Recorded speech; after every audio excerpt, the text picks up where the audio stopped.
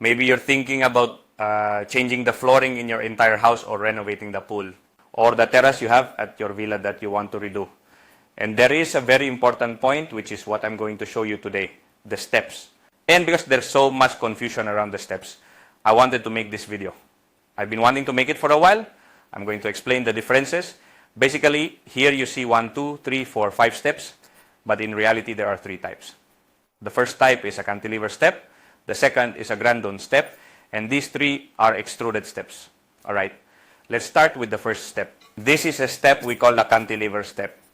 We do this so that the base is invisible, because if you put the tile, it would look like this.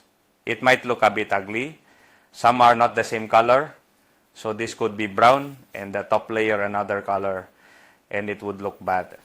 So a cheap way to put a step is to add a bull nose to these steps. We can also groove them, so when you order, we can request a bull nose step. Grooving, this is the cheapest solution to make a step. This would be the thread, and here would be the riser. The next option is much more interesting. Much more interesting, here we have a Gradone step. The Gradone step comes from the same base piece, just like this one. But here what we do is, as you can see, is cut it at a mitre angle, bevel and reinforce it. And then we have a nosing step. This nosing step is the most beautiful solution you can have for warm climates.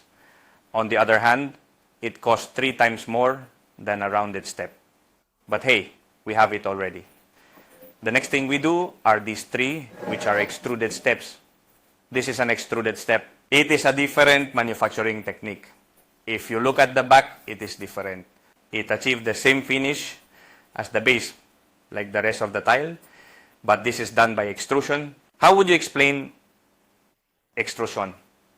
Extrusion is like those Play-Doh toys you press, and it comes out. Well, it's the same. The good thing about these pieces, for example, in this model, which is Novartis Bolzano, and also in Mykonos Aspen, we have pieces of 1.2 meters. Usually, the pieces of the steps, they match the base format. For example, if we have a 30x60 tile, its stair tread will be 30x60. If it's 30x90, then 30x90.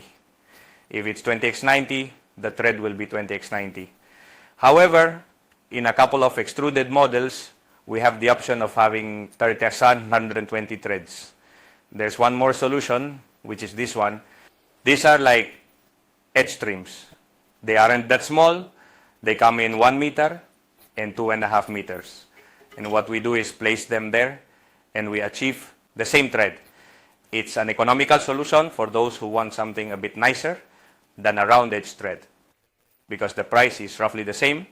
Here, however, we would have to find a color similar to what we have, because it's not the same color as the base.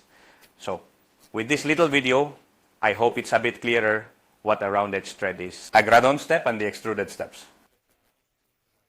On the rounded step, we only smooth the edge, while on the others, there's more work involved. In days, the Gradone step is machined from the same piece.